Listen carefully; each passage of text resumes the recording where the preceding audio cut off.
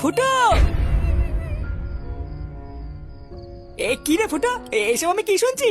এই কাকু হঠাৎ এমন কেন করলো? জানি না, আমি বারা কিছু জানি না রে পল্টু।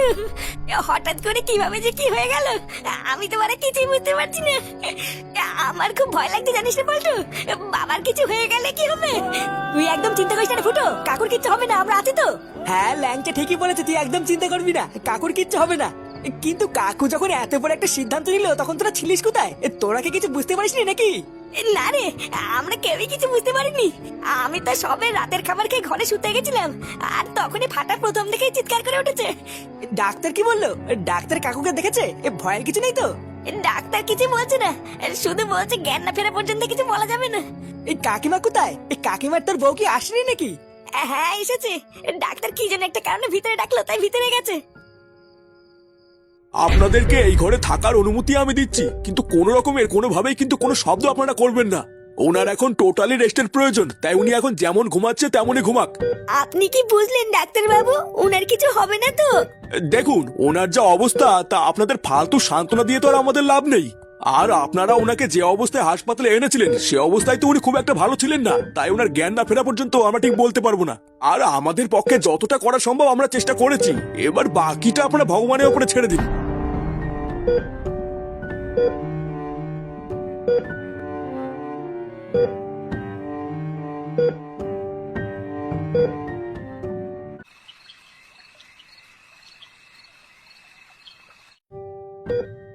হ্যাঁ গো, তোমার কি এমন হলো গো যে তুমি এত বড় একটা সিদ্ধান্ত নিলে?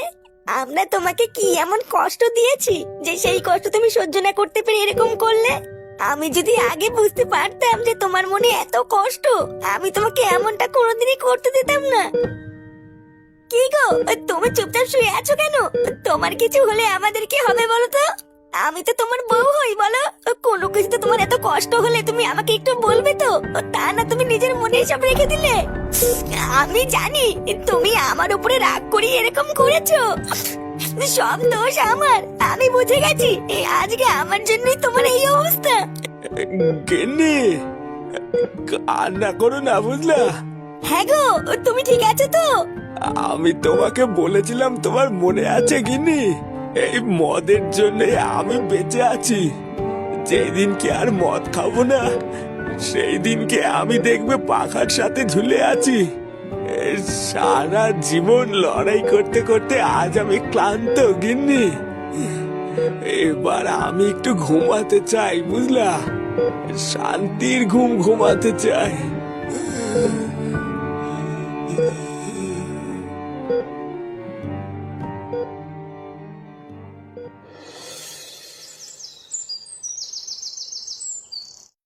একই, তুমি বাজার থেকে আবার সেই একই শাকপাতা কিনে এনেছো? এইসব কি এনেছো তুমি? হ্যাঁ, এইসব দিয়ে কি তোমার বাপের শ্রাদ্ধ দেবে নাকি? তোমাকে আমি বাজারে যাওয়ার সময় বারবার বলে দিলাম না এইসব উল্টোপাল্টা বাজার নিয়ে আসবে না? আরে বাবা গিন্নি, তুমি এত রাগ করছো কেন? বাজারের জিনিসপত্রের কি দাম তুমি কি জানো? এই একটু কমের ভিতরে টাটকা শাক পেয়ে গেলাম বলে তো এনেছি, না হলে কি আর আনতাম নাকি? এই রাখো তো তোমার টাটকা শাক, বিয়ের পর থেকে তো আমি শুধু এই টাটকা শাকই খেয়ে যাচ্ছি। দাদু ভাইটা সেই কবের থেকে একটু খাসির মাংস খাবে বলছে, আর তুমি সব জেনে শুনে রোজ এই একই বাল নিয়ে উঠছো। হ্যাঁ বালা, আমি একটু আগে তো বাজারে যাওয়ার সময় কতবার করে বললাম একটু খাসির মাংস আনবা, বালা তা না উনি ব্যাগে করে ভুতা নিয়ে আইছে। আরে দাদু ভাই, এই খাসির মাংস কত করে কেজি তুমি জানো? ওই সব কি আর আমরা কিনে খেতে পারি নাকি? মাংসের দাম একটু কমুক, তোমাকে আমি মুরগির মাংস খাওয়াবো, বুঝলা? হ্যাঁ হ্যাঁ, ভুদা আমার বুঝা হয়ে গেছে, তোমার আর কোনো বালের মাংস খাওয়াতে হবে না। বালা, আমার বন্ধুদের বাড়িতে প্রতিদিন কত সুন্দর মাংস রান্না হয়, আর আমার ডাল খেতে খেতে পুরোমালা হয়ে গেল। ভুদা একটু মাংস খাওয়ানোর ক্ষমতা নেই, আবার দাদু উঠে যাচ্ছে। এ কি রে, দুই হাড়ি রস? এই রসের হাড়ি দুটো আবার কার গাছ থেকে পোঙা মারলি? আরে ওই পাড়ার হারান কাকার গাছ থেকে গো বলটা। কাল রাত থেকেই আমি আর কালো চোখে চোখে রেখেছিলাম, আজ ভোর হতে না হতেই পুঙা মেরে দিয়েছি। এই হ্যাঁ গো গুরু, একটু জন্য ধরা পড়ে যায়নি জানো? ওই সেগো মানি হারান যদি আজকে একবার আমাদের হাতে পেতো না, আমাদের দুজনের কপালে চোদন ছিল গো। এই নানা ল্যাংচা, একটা গরিব মানুষের গাড় মেরে তোরা কিন্তু ঠিক করিসনি। বেচারা হারান যখন হাড়ি নিতে এসে দেখবে দুটো হাড়ি চুরি হয়ে গেছে, তখন মনে মনে কি কিস্তি দেবে জানিস? এই দেখেছিস কালো, দেখেছিস? এই যার জন্য করলাম চুরি সেই বলে কিনা চোর। এই কাল রাত থেকে কত কষ্ট করে দুটো হাড়ি চুরি করে আনলাম, আর তুমি এখন এরকম বলছো? এই কি, এই রসের হাড়ি দুটো তোরা আমার জন্য চুরি করেছিস? এই হ্যাঁ গো গুরু, এই দুটো হাড়ি তো আমরা তোমার জন্য এনেছি, আমরা যা খাওয়ার খেয়ে এসেছি। আরে না বাড়া, তোরা কি পাগল চোদা হয়ে গেলি নাকি? এই লেওরা আমার এই বালের খেজুরের রস থেকে নিপা ভাইরাস ছড়াচ্ছে। এই বালের খেজুরের রস খেয়ে আমি ঘর সংসার সব গাধার গায়ে ঢুকিয়ে বসে থাকি নাকি? এই তোদের বন্ধু ফুটো কোথায় রে? এ, ফুটো ফুটো কোথায় তা আমরা কি করে বলবো? ও দেখো গিয়ে আছে কোথাও, আজকে আমাদের সাথে দেখা হয়নি। ওই শুয়োরের বাচ্চাটা ভাবছে লুকিয়ে পালিয়ে পার পেয়ে যাবে নাকি? চোদনাটাকে একবার যদি ধরতে পারি ওর পালিয়ে বেড়ানো আমি খুঁচিয়ে দেবো। এই কেন বলুন তো, আপনারা হঠাৎ ফুটোকে খুঁজছেন কেন? এই কিছু হয়েছে? আরে 2 মাস আগে তোদের ফুটো দাদার কাছ থেকে 500 টাকা ধার নিয়েছিল। লেওরা 2 মাস হয়ে গেল দিচ্ছি করে মালটা টাকাই দিচ্ছে না। আর সেই 500 টাকা সুদে বেড়ে বেড়ে আজকে 2000 টাকা এসে দাঁড়িয়েছে বুঝলি। ওই খানকে ছেলেটা ভাবছে টাকার ভয়ে পালিয়ে বেড়ালেই বেঁচে যাবে। সেগো মানিকে একবার যদি হাতের কাছে পাই না ওকে কেলিয়ে খাম করে দেবো। এ ভোদা, তোমরা ফুটোকে টাকা ধার দিয়েছো আবার সেই টাকার আশাও করছো? ওই টাকা তোমরা পেলে হয়? তোমাদের তো শুধু 500 টাকা গেছে, আর আমাদের যে কত কত টাকা পুঙ্গা মারা গেছে তার কোনো ঠিক নেই। লেওরা বল, আমার নাম হচ্ছে কালুয়া বুঝলি তো। লোকের কিভাবে গার মেরে খেতে হয় সেটা আমিও জানি। আমার টাকা গার মেরে যাবে কোথায়? ও টাকা দেবে না ওর বাপ দেবে। শালা আমার টাকা গার মারা, এবার আমিও দেখাবো টাকা কিভাবে আদায় করতে হয়, দাঁড়া।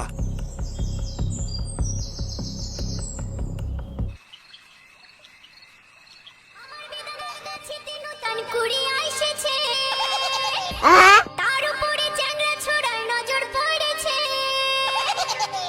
বেদনা ফাইটে যাবে রে।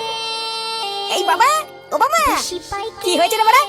আজকে আমাকে স্কুল থেকে বের করে দিয়েছে। তুমি আমাকে স্কুলের ফিসের টাকা দাও। কি কিসের টাকা? স্কুলের ফিস? হ্যাঁ, 3 মাসের স্কুলের ফিস বাকি আছে। এই স্যার কিন্তু বলেছে কালকে স্কুলের ফিস না নিয়ে স্কুলে আসতেন না। স্যার যখন স্কুলে যেতে মানা করেছে তখন যাবি না, এতে বলার কি আছে? আমি ওদের লেওড়া সে ছোটবেলা থেকে স্কুলে যাইনি, ও কোনো ব্যাপার না। এই ভূতে তুমি কি আমার সাথে ছিনালি করছো নাকি? হ্যাঁ, আমাকে স্কুলের ফিস দাও, আমি স্কুলে যাবো। শান্তির ছেলে এমন ভাবে বলছে মনে হচ্ছে আমার শাটার ভিতর টাকার গাছ লাগানো আছে। বোকাচোদা কলেজ থেকে কলম ভাঙে আবার নাকি স্কুলের ফিস দিতে হবে। বেরো বেরো। লেওড়া আমার প্রতি মাসে 1000 টাকা শ্রাদ্ধ করে স্কুলে নাকি আবার পড়াশোনা করতে যাচ্ছে। যা বাড়া যা এখান থেকে যা, দাদুর কাছে কি বলকে? আমার কাছে কোনো টাকা মাকা নেই। এ বালা কি শান্তির ছেলে রে? এই হোমো লাগে না যোগ্য লাগে না বাপ চোদাচ্ছে। এই গুড মর্নিং ভাই, তুই কি বলি রে?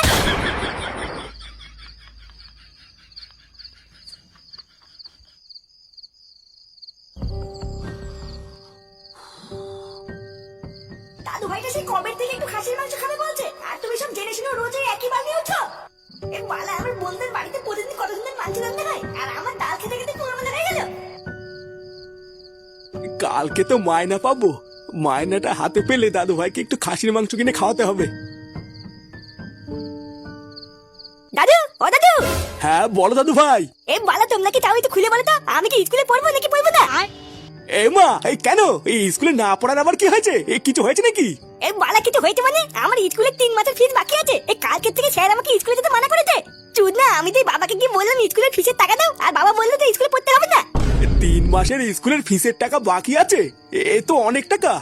তুমি এক কাজ করো দাদু ভাই, এই মাসে তো দিতে পারছি না, তুমি কালকে স্কুলে স্যারের কাছে কি বলো, ও পরের মাসে সব একবার দিয়ে দেবো।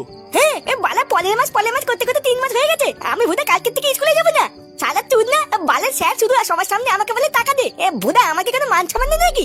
আমি কিন্তু তোমাকে পরিষ্কার বলে দিচ্ছি দাদু, তুমি যদি কালকে আমার স্কুলের ফিস না দাও আমি কিন্তু স্কুলে যাবো না। বালা আমি বড় হয়েছি, আমার তো মান সম্মান না তো নাকি? পরে কিন্তু আমার কিছু বলতে পারবে না। আচ্ছা ঠিক আছে, তুমি যাও গিয়ে শুয়ে পড়ো, আমি দেখছি কি করা যায়।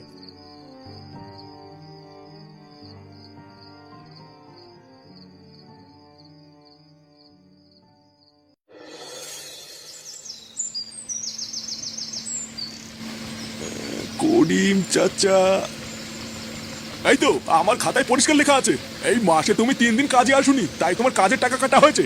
আমার সাথে চালাকি করলে হবে? আমার সবকিছুই খাতায় লেখা থাকে। দাদা, এবারের মায়নায় তো 1000 টাকা কম আছে। আমি তো এই মাসে কোনো কামাই টামাই করিনি, তাহলে টাকা কেন কম দিলেন?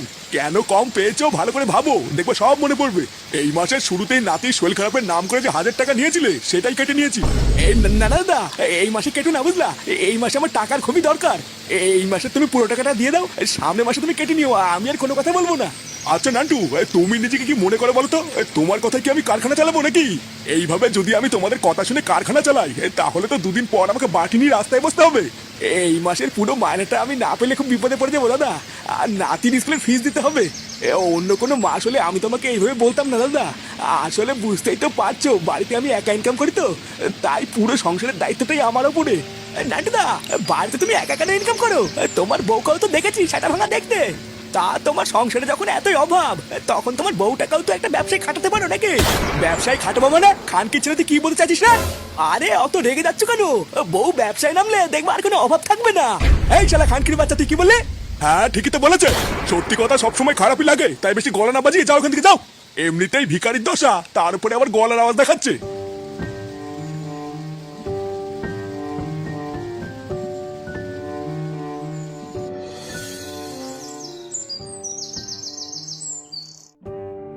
তা তোমার সংসারে যখন এতই অভাব তখন তোমার বউটাকেও তো একটা ব্যবসায় খাটাতে পারো নাকি?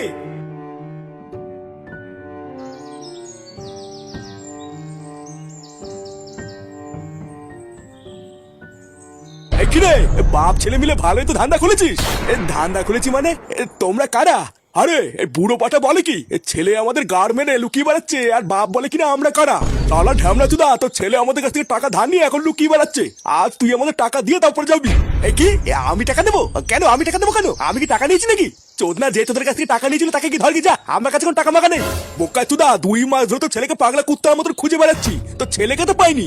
আজকে লেওড়া তোকে বাগে পেয়েছি, তো ছেলের টাকা আজকে তুই দিয়ে তারপরে যাবি, না হলে যাবি কোথায়? হ্যাঁ তাই নাকি? আয় না আয়, পারলে এক টাকা নিয়ে দেখা। কিনে বলা দাঁড়িয়ে আছিস কেন? মালটা সেটা ভেঙে পকেট থেকে সব কিনে নিয়ে আয় তো। এইসব বিষয় তোমরা চিন্তা করো না, আমি তো আছি।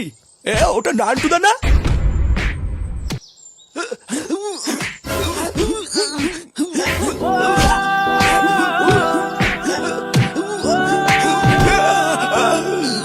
শালা তোর এই সরে বাচ্চা ছেলেকে বলে দিস আমরা আমাদের টাকা আদায় করে নিয়েছি। এই চড়ে